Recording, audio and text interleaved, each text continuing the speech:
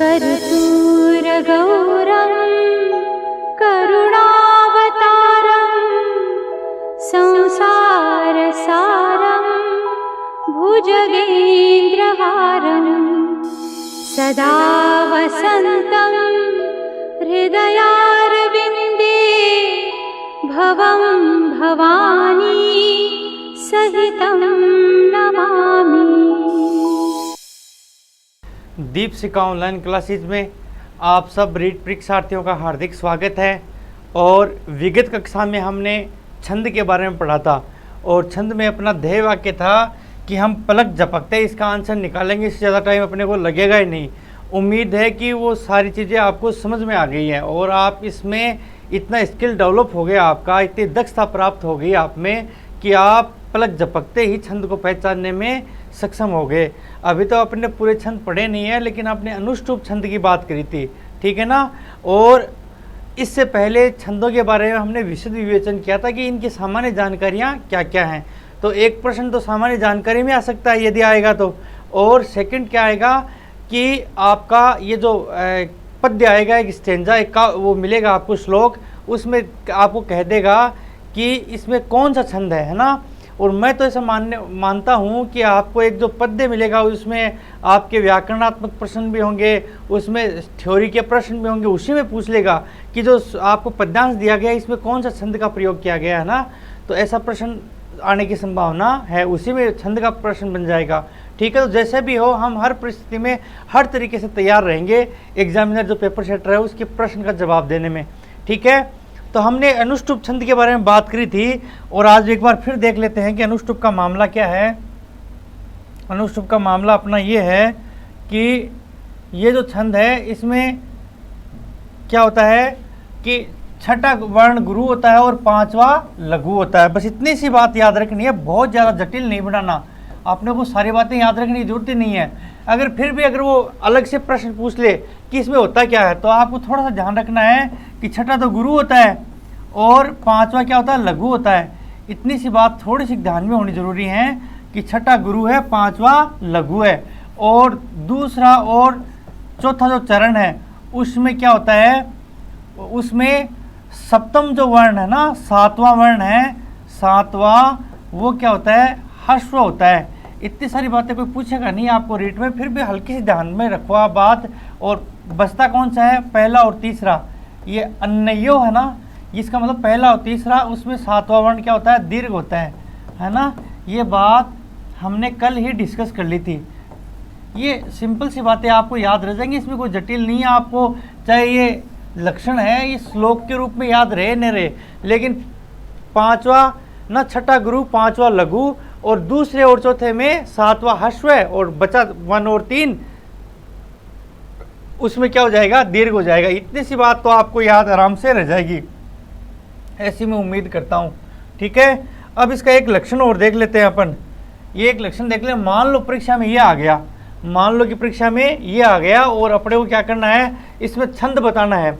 तो सबसे पहले अपन ये देखेंगे कि है क्या मामला है।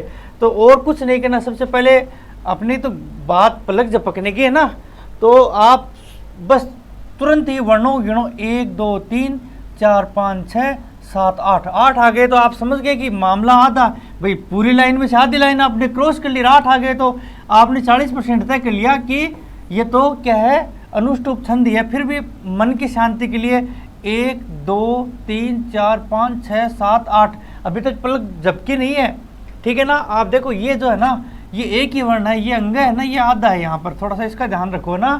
तो अब आपने देख लिया कि ये तो 8 वर्ण है, 16 है। और अगर पहली लाइन में जो पद्य की पहली लाइन जिसमें 2 चरण है उसमें 16 वर्ण आ गए, तो कोई हालत में ही कोई दूसरा नहीं हो सकता, हर हाल में अनुष्टुप छंद होगा।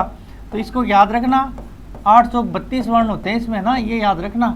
कभी यही पूछ ले कि अनुष्टुप छंद में कितने वर्ण होते हैं। अब अपन ने तय कर लिया कि हाँ ये अनुष्टुप छंद हो सकता है, इसको लास्ट में सिर्फ अपने को वेरीफाई करना है और कुछ नहीं करना, लगभग ये अपनी बात हो गई। तो अपन ने क्या कहा, पांचवा क्या है, लघु है ना, और छठा गुरु। तो 1 2 3 4 5, पांचवा तो लघु है भैया और छठा गुरु है। इसके आगे नहीं देखना, इसके आगे अपन को क्या करना है, ज्ञान की पुताई नहीं करनी है ना, ज्ञान उड़ेलना नहीं है, ये सारा कर लेंगे अपन। आप उलझते कहाँ हो, आप क्या करते हो, पहले तो ये करते हो गुरु लघु लघु गुरु ये वो, फिर इनको 3 का मिलाते हो, फिर यह गण लिखते हो, और इतने में तो आप अपने बनाए हुए जाल में फंस जाते हो, क्योंकि एग्जाम का प्रेशर है, इतने सारे वर्णों को सजाना बहुत मुश्किल है, एक आधा स्किप हो जाता है, वो गलत हो जाता है, फिर घर जाकर के देखते हो अरे यार ये तो गलत हो गया, आते आते गलत हो गया। तो आते आते इस बार गलत नहीं होगा आपका, ध्यान से देखो। मान लो ये लाइन आई नहीं, ये लाइन आ गई, क्या करना है, 1 2 3 4 5 6 7 8, आधी लाइन क्रॉस कर लिया, 8 आ गए, अब और क्या देखना है, फिर भी देख लो 8 उधर मिलेंगे आपको। अब अपने को क्या करना है, 1 2 3 4 5 6 है ना, 6 छठा गुरु और 5वां लघु हो गया, बस। इससे ज़्यादा मत देखो आप, इससे ज़्यादा देखने की जरूरत नहीं है, ये वेरीफाई बात है कि ये अनुष्टुप छंद ही है, ठीक है ना। अब आगे बढ़ते हैं, थोड़ा सा आगे बढ़ते हैं और अपन एक और इसकी बात करते हैं छंद की, है ना। और ये है अपना इंद्र वज्रा, छंद का नाम क्या है, इंद्र वज्रा, ये छंद है। देखो इंद्र वज्रा है, उपेंद्र वज्रा और उपजाति है, ये थोड़े से अलग मिजाज के से हैं, थोड़ा मिश्रित रूप सा है इनका, तो यहाँ से प्रश्न लगभग आता है ना। तो आप इनको तीनों को थोड़ा सा ध्यान से देख लो, इंद्र वज्रा उपेंद्र वज्रा, ये सारा मामला देख लेंगे अभी अपन, थोड़ा सा ध्यान दो आप। ये कह रहा है स्यादिंद्र वज्रा यदि तऊ जगऊ गए, ये कह रहा है कि इसमें तऊ आ गया, इसमें क्या आ गया, तऊ आ गया। ये लक्षण तो आपको याद रह जाएगा, इतना जटिल नहीं है, आप इनको नोट करो, ये है मेन बात इसमें।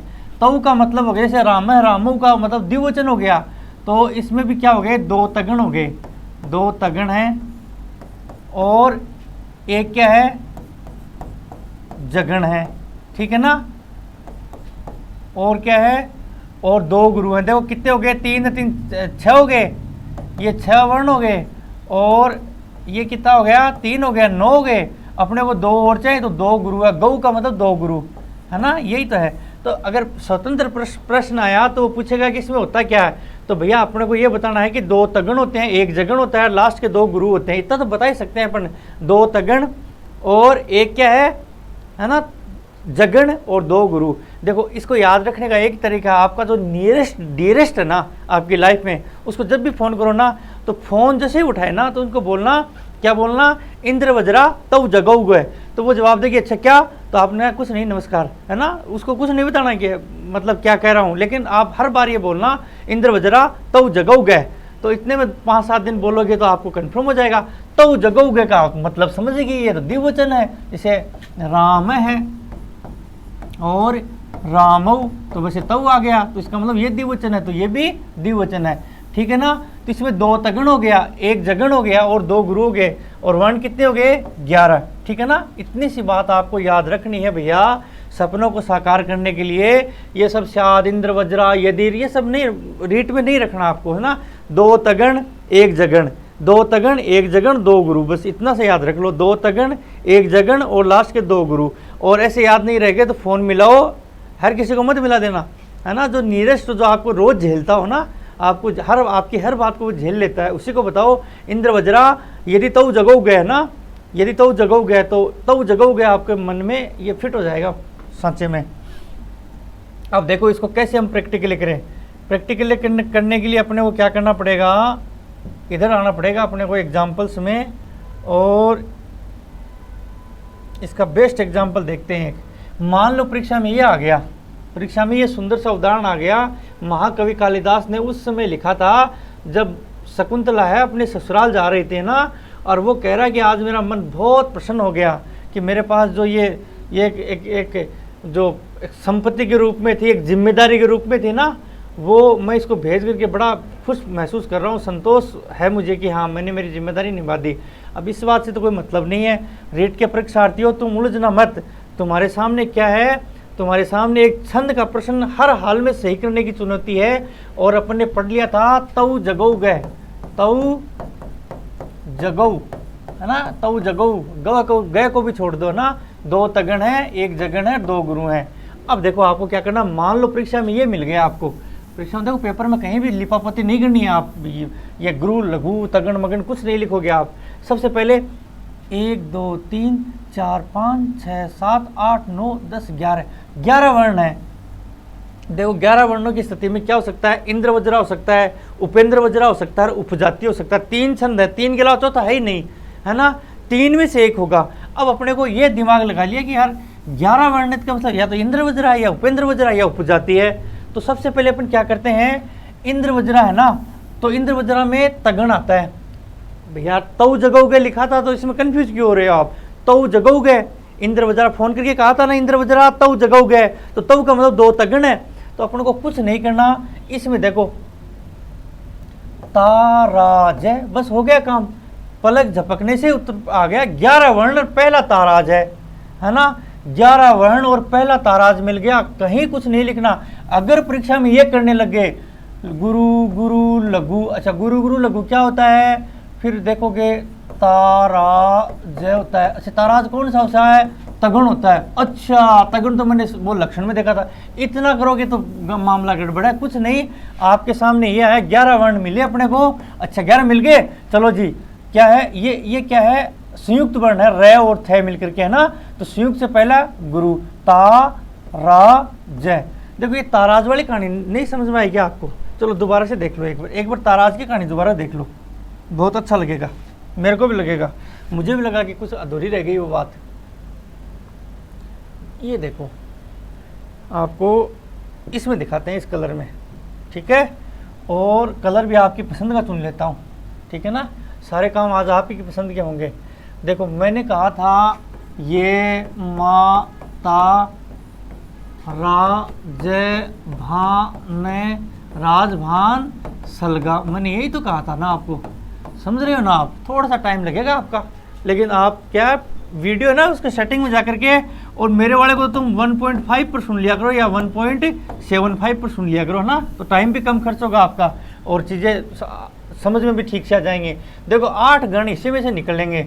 सबसे पहले गण निकालेंगे अपन यगण, है ना, यगण के बाद में दूसरा मगण, ठीक है। अब देखो मगण, और तीसरा तगण, और चौथा कौन सा है, रगण। ऐसे ऐसे अपने इसी में से निकाले ना, इसलिए तो ये सुंदर सी लाइन लिखी है अपन ने। नहीं अपन क्यों लिखते, इतने स्वार्थी आदमी अपन कुछ नहीं लिखते, लेकिन हमें पता है कि ये लाइन अपने काम की, इसलिए अपन ने लिख ली इसको, है ना। एक बार याद हो जाएगा ये तो दोबारा लिखेंगे नहीं लाइफ में। रगण, और ये है जगण, समझ रहे हो ना। और ये जगण के बाद में क्या है, भगण, और इसके बाद में ये क्या है, नस्ल, और ये क्या है, नस्ल के बाद में 8वां सलगा। यही तो है ना, इसमें कोई दिक्कत थोड़ी है। अब देखो यज्ञ क्या कहता है, यज्ञ ये कहता है, इसका स्क्रीनशॉट ऐसे कैसे ले लेना तुम। यज्ञ कहता है ये माता। अब भाई लाइफ में ना मित्रों तुम बात समझ लो, लाइफ में हमें यज्ञ से कोई मतलब नहीं है। यज्ञ का मतलब हमारे लिए ये माता है ना। ये माता कहाँ से लिया, यहाँ से, ये 3 पहले 3। अब आज से यज्ञ का मतलब हमारे लिए ये माता, कोई भी कहेगा यज्ञ तो हम कहेंगे ये माता, ठीक है ना। दूसरा कहेगा वो मगन, तो मगन कहते ही हम कहेंगे मातारा। हम कभी भी लाइफ में मगन नहीं बोलेंगे, ठीक है ना। मगन बोलेंगे तो फिर पलक झपक जाएगी भैया आपकी, मेरी गारंटी नहीं है। तगन का मतलब क्या हो गया, तारा जय। आपका दोस्त आपको खिड़की से कहेगा तगन, तो आपका होगा ताराज। तगन मत बोलना लाइफ में, है ना। उसके बाद में वो कहेगा रगन, तो इसका हो जाएगा रा जय भाबुक। दोस्त कहे रगन तो आपका होगा राजभा, है ना। उसको समझ में नहीं आएगी बात की क्या कह रहा है, लेकिन आपका काम हो जाएगा बोलते बोलते। वो आपका दोस्त कहेगा जगन, तो आपको जगन नहीं बोलना, आपको बोलना है जगन भैया जवान, है ना। उसके बाद में वो कहेगा भगन, तो आपको कहना है भगन भैया भानस, है ना। और वो कहेगा नस्ल, है ना। नस्ल नहीं होता, अच्छा नस्ल ही होता है क्या, तो इसमें क्या हो जाएगा, भानस हो गया, तो यह नस्ल हो गया। नस्ल का तो नस्ल ही रहेगा।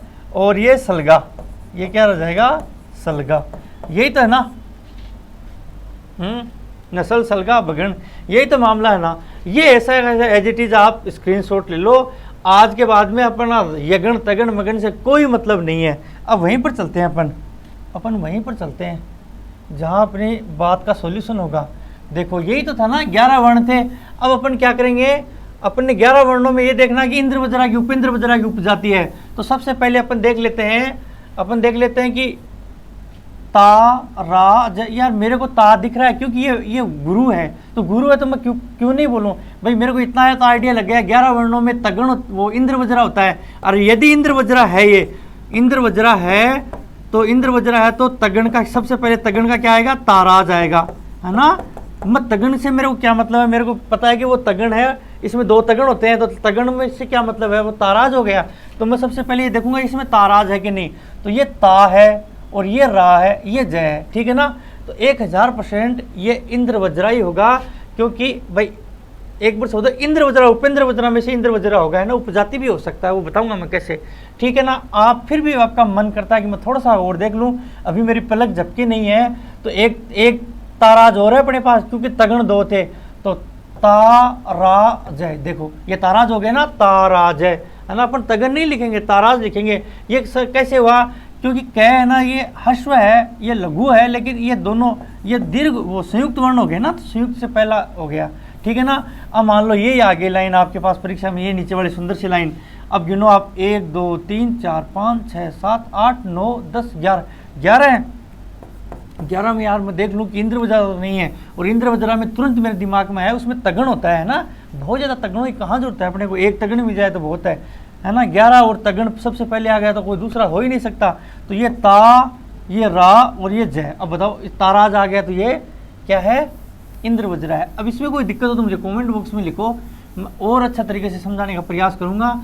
एक बार आप 4-5 श्लोक उठा लेना और उनमें तारा जबान ये सब अपने मन से कर लेना, आपका अभ्यास ऐसा हो जाएगा कि आप एक आंख बंद करके और छंद का आंसर दे देंगे, समझ गए। चलो जी और देखते हैं आगे। ये अभ्यास की चीज़ है, मैंने जो रीट का और 2nd ग्रेड का सिलेबस डिस्कशन है ना, पाठ्यक्रम परिचर्चा, उसमें बताया था आपको कि छंदों को आप कैसे याद करोगे, छंदों में आपको कैसे टाइम देना है। देखो दूसरा क्या है, उपेंद्र वज्रा जतजास ततो गए, है ना। ये मामला आया सामने नया वाला। नया क्या कह रहा है, उपेंद्र वज्रा है और वो कह रहा है कि जत जास ततो गौ। जत जा एक तो जगण होगा, एक तो क्या होगा, जगण होगा, और एक तगण होगा, एक क्या होगा, तगण होगा। उसके बाद में एक फिर जगण होगा, है ना, और फिर 2 गुरु होंगे। कितने होंगे, गुरु होगा और गुरु होगा। तो ये वर्ण गिन लो 11 हुए कि नहीं हुए, है ना। 3 3 3 9 और ये 1 और ये 1, ये 11 वर्ण हो गए, है ना। सिंपल सी बात है, ये थोड़ा सा स्क्रीनशॉट ले लो आप। अब देखो इसको याद कैसे करना है ना, याद ऐसे करना है कि हे इंद्र वज्रा तव जगऊ गए। सुबह सुबह बोलना है फ़ोन लगा कर, हे इंद्र वज्रा तव जगऊ गए। एक तो अपन वो बोल देंगे, एक अपने को ये बोलना है, जब भी अपनी मम्मी को फ़ोन करो तो बोल देना जतजास ततो गौ, जतजास ततो गौ। इतना तो याद करना पड़ेगा, देखो भाई इतना तो याद करना पड़ेगा, इतने से बिना काम नहीं चलेगा ना। और भी कुछ नहीं तो इतना तो जरूर याद रखना पड़ेगा कि उपेंद्र वज्रा होगा तो पहला जगण होगा, फिर उसके बाद तगण होगा। इतना तो थोड़ा देखना पड़ेगा। उसमें तो 2 तगण है, बस इतना ही याद रख लो आप, ज़्यादा भी नहीं। तो उसमें तो 2 तगण है शुरुआत में, और इसमें क्या होगा, इसमें शुरुआत में एक तो जगण होगा और एक क्या होगा, तगण होगा। ये 2 इसमें होंगे, ठीक है ना। समझ रहे हो ना, जल्दी जल्दी कर लेते हैं। तो कैसे करें इसको, इसको अपन ने प्रैक्टिकली कैसे उतारें, ये देखो ये हो सकता है क्या, हाँ ये देख लेते हैं एक बार है क्या। मुझे भी नहीं पता इसमें कौन सा है ना, मैं भी आपके साथ ही सीख रहा हूँ। तो हमने उपेंद्र वज्रा पढ़ा है, और उपेंद्र वज्रा में हमारे पास क्या है, हमारे पास है जत जास ततो गौ। ये मेरे भी याद नहीं रहता, मैंने मम्मी को फ़ोन करके बार बार कहा कि मम्मी जत जास ततो गौ, तो उनको तो समझ में नहीं आया, वो ऐसे समझेंगे उससे पहले अपन दूसरी बात कह देंगे। तो जत जास ततो गौ मुझे याद हो गया यार, मेरे को इससे कोई मतलब नहीं, मेरे को इतना है कि इसमें जगण और तगण होता है शुरुआत में, क्योंकि मुझे तो निशाना लगाना, कंपटीशन पास करना है। ये सारी चीज़ें तो मैं तब पढ़ूंगा ना जब मुझे बच्चों को पढ़ाना होगा ना। जब अपन टीचर बनने के बाद में जब बच्चों को पढ़ाएंगे तब पूरा ज्ञान उड़ेल देंगे। या अपन ये सारा ज्ञान है ना, ग्रेजुएशन करी थी तो जो आंसर शीट थी ना उसमें डिस्क्राइब किया था अपने पूरा, है ना, वर्णित किया था, तब हमने पूरा ज्ञान फैला दिया था वहाँ पर। अब हमें सिर्फ निशाने लगाने हैं ना, एग्जाम में सिर्फ निशाने लगते हैं, ज्ञान नहीं उड़ेला जाता। तो अब भैया पहले सबसे पहले क्या करेंगे, 1 2 3 4 5 6 7 8 9 10 11, इसमें भी 11 आ गए, इसमें भी 11 आ गए। अब मेरे को सबसे पहले ये देखना कि इंद्र वज्रा है क्या, तो इंद्र वज्रा में मेरे को करना ता रा जय, ये ता नहीं है भाई देखो, तो इंद्र वज्रा तो नहीं होगा, हटाओ, इंद्र वज्रा नहीं होगा क्योंकि ताराज नहीं है, क्योंकि उसमें 2 तगड़ थे, तो 2 तगड़ का मतलब ताराज, ताराज नहीं है। तो इसमें क्या हो सकता है, दूसरा विकल्प क्या है मेरे पास, जब ताराज नहीं मिला तो जत जा ततो गौ, है ना, तो जगन का ऑप्शन है मेरे पास ये ऑप्शन है कि उपेंद्र वज्रा भी तो देख लूँ मैं, उसमें जगन होता है, और जगन का मतलब मेरे लिए क्या है, जबान। जगन को मैंने कब का ही भूल दिया, मैं तो सिर्फ जबान जानता हूँ, है ना, लोग जगन कहेंगे लेकिन मैं तो सिर्फ जबान बोलूँगा।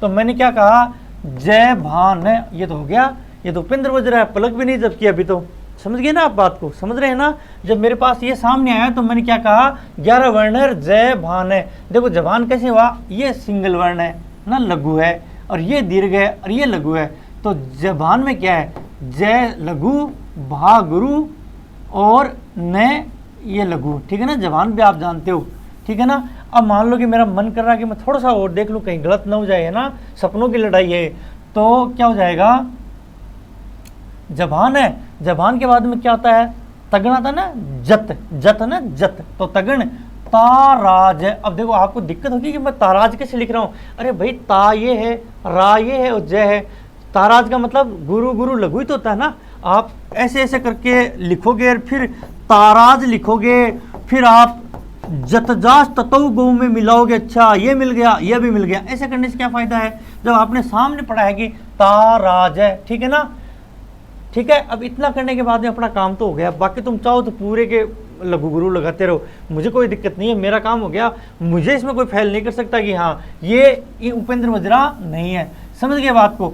मान लो कि अब मेरे पास ये लाइन आ गई परीक्षा में और कुछ नहीं है, अब इसमें बताओ छंद क्या है, तो मैं सबसे पहले करूँगा 1 2 3 4 5 6 7 8 9 10 11, 11 है, तो मेरे पास पहला ऑप्शन ये है कि मैं इंद्र वज्रा देख लूँ। इंद्र वज्रा मेरे को ताराज चाहिए, तो ये तार नहीं है शुरुआत में, ये लघु है, तो ताराज तो होगा ही नहीं। अब मेरे पास है जबान, तो ये जय हो गया, ये वहाँ हो गया और ये न हो गया, जबान है, ठीक है, उपेंद्र वज्रा को रोक ही नहीं सकता। उसके बाद में वो ये सेम ही है सारे, है ना, शुरुआत में स्वमेव में भी वही होगा। तो कुल मिला के अपन ने उपेंद्र वज्रा की बात पढ़ ली, 5-4 श्लोक जो एकदम शुद्ध हो आपकी किताब में, उनको उठाओ, उन पे मात्रा लगाओ और यगण तगण करो, मत डायरेक्ट लगाओ ताराज, है ना, यगण तो ये माता मानो, उसको यगण मत करो, ये माता, है ना।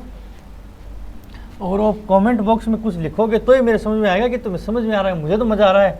मैंने तो जब शुरुआती चरण में पढ़ा था तो ऐसे ही पढ़ा था, एक बार गुरुजी ने समझाया, फिर मैं समझ गया कि मेरे को कैसे तैयार करने हैं ना। मेरे गुरुजी ने मुझे ऐसे ज्ञान में लिपापोती करके वो पोत दिया था पूरा, ये करो वो करो, ऐसे ऐसे करा था, फिर ये, लेकिन मैंने उसी दिन निकाल लिया था इनका सार कि ऐसे पढ़ना है इनको, क्योंकि इतना सारा दिमाग है ना, ये इसकी भी एक सीमा है, आप कहाँ तक दिमाग में डालते रहोगे, ठीक है। अपना और कोई बच्चा आगे उपजाति का देख लेते हैं, है ना, उपजाति का, उपजाति में क्या है, उपजाति की भी एक लंबी चौड़ी कहानी है, लेकिन मैं बता ही दूँ आपको। ये उपजाति का लक्षण आपको बिल्कुल भी नहीं देखना, चाह करके भी नहीं देखना, इससे कोई मतलब नहीं है।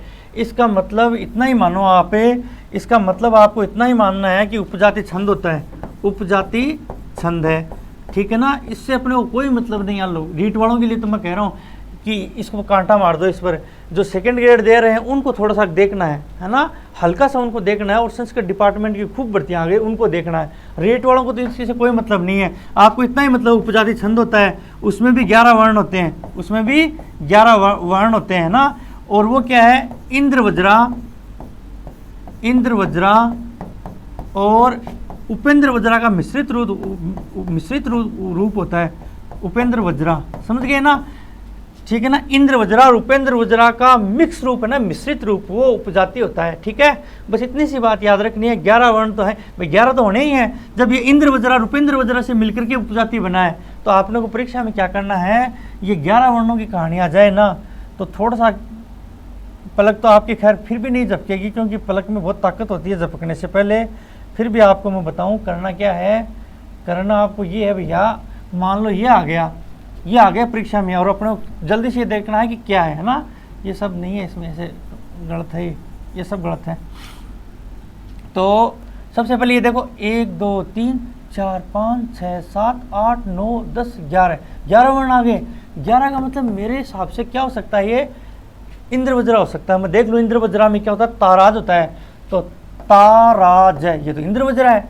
अब देखो यहाँ रुकना नहीं है, 11 वाले मामले में अपने को चारों देखने पड़ेंगे। 11 वालों में समस्या ये है कि जिसमें 11 वर्ण आ गए ना, उसमें 3 लाइनों में इंद्र वज्रा है। अगर चौथी लाइन में उपेंद्र वज्रा हो गया तो क्या करेंगे, फिर गलत हो जाएगा। तो अपने को इनको चारों देखना, लेकिन चारों देखने में भी अपने को बहुत ज़्यादा टाइम नहीं लगेगा। ये ताराज है, फिर और देख लूँ मैं, भाई ये तो इंद्र वज्रा है, और ताराज है, ये भी ताराज, इसका मतलब ये भी इंद्र वज्रा, ये भी इंद्र वज्रा। समझ रहे हो ना, ताराज के सेवा ये गुरु है, और अनुस्वार युक्त वर्ण होता है, ये भी गुरु होता है, ये अपने आप लघु हो गया, तो ताराज है, ताराज हो गया। चलो 2 लाइनों में तो मुझे पता है कि ये इंद्र वज्रा है। अब अगला और देख लूँ यार मैं, ताराज। सर इसको मरी को आपने, ये मैं तो हस्व स्वर है और री भी स्वर है, इसको गुरु कैसे किया, क्योंकि भैया तय और ये मिलकर के जो संयुक्त वर्ण बनता है उससे पहले वाला हमेशा गुरु होता है। और ये इसको ये को तो मेरे को लघु करना पड़ेगा, क्योंकि इसको मैं दीर्घ कैसे करूँ, कुछ है ही नहीं इसमें, तो है ना, यही है इसमें। तो ये भी क्या है, ताराज है। देखो 3 ताराज आ गए, तो मेरे को पूरा विश्वास है कि यार इंद्र वज्रा ही होगा। लेकिन 11 वर्णों के मामले में मेरे को चारों चरण देखने पड़ेंगे। अब मैं इसमें देखूँ यार, इसमें तो ताराज नहीं है, इसमें तो क्या है, ताराज नहीं है, मनुष्य लिखा हुआ है ना। तो मैं मनुष्य के लिए क्या करूँ, मेरे पास दूसरा विकल्प क्या है, जब इसमें ताराज नहीं तो दूसरा विकल्प क्या है, मुझे उपेंद्र वज्रा का जबान देखना है ना। जय भा न, ये भा कैसे भा, ऊ तो छोटा है, लेकिन ये संयुक्त वर्ण है ना, इससे पहले वाला गुरु हो गया, तो ये जबान है। इसका मतलब 3 में तो इंद्र वज्रा है, ये 3 तो इंद्र वज्रा के हो गए, ये उपेंद्र वज्रा का हो गया, है ना। तो इंद्र वज्रा और उपेंद्र वज्रा का मिश्रित रूप क्या हो गया, उपजाति हो गया। बस इतना याद रखना मेरे मित्रों, आपका छंद का काम कंप्लीट है। आपको कहीं डरने की जरूरत नहीं, लाइफ में दोबारा पढ़ना ही नहीं पड़ेगा इनको। समझ गए ना, समझ गए तो आप कमेंट बॉक्स में लिख के जरूर बताओगे, नहीं समझ में आया तो मुझे बताओगे, मैं दोबारा ये कहानी रिपीट कर दूंगा। 11 वर्ण आ जाए तो अपने को चारों चरण देखने हैं, लेकिन ज्ञान है ना, ज्ञान उसकी पुताई नहीं करनी है, ये वो ये कर दिया, गुरु लघु ये वो, ये सब कुछ नहीं करना।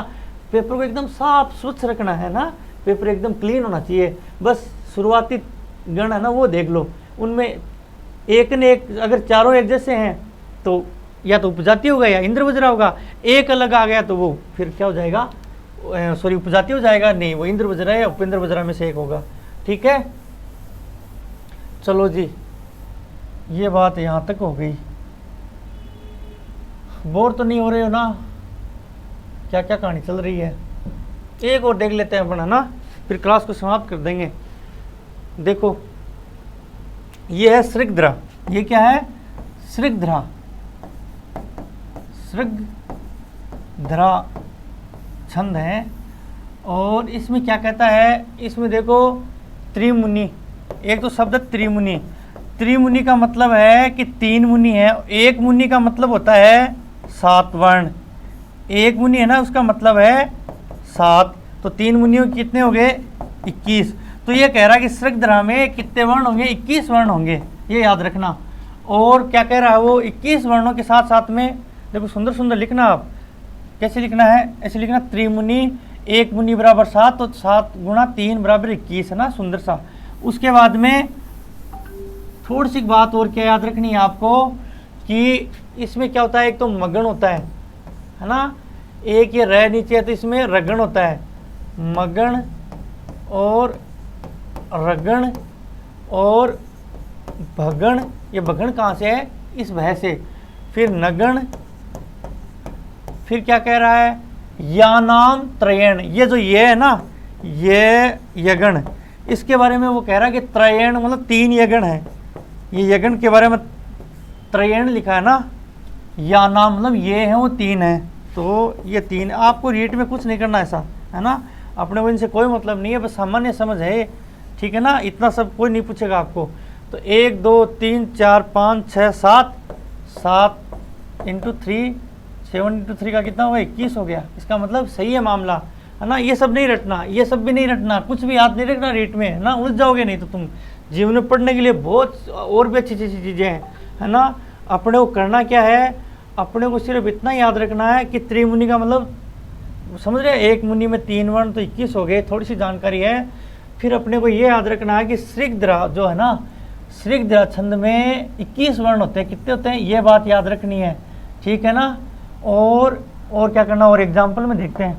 ये है देखो, आपको रीट वालों वो देगा तो कोई बड़े वाला छंद का ही, जैसे श्रीग्धरा दे देगा या शार्दुल विकिडिदम दे देगा, क्योंकि उसको लगेगा कि बड़े से श्लोक को देख करके और रीट का बच्चा घबरा जाएगा, है ना। ये घबराहट और इन परिस्थितियों में आपको आपकी समझ देखना है तो उनका काम होता है। तो वो देगा तो कोई बड़े वाला ही है ना, जिसमें ज़्यादा वर्ण हो। तो मान लो ये आ गया परीक्षा में, ठीक है ना, और आप देखते ही घबरा गए, यार मैं इतना बड़ा सोल्व कैसे करूं। तो आप क्या करोगे, आप सबसे पहले इसके वर्ण गिनोगे, 1 2 3 4 5 6 7 8 9 10 11 12 13 14 15 16 17 18 19 20 21, कितने हो गए, 21 वर्ण हो गए। अब मैंने आपको बताया कि 21 वर्ण किस में होते हैं, त्रिमुनि 7 21 श्रीग्धरा में होते हैं।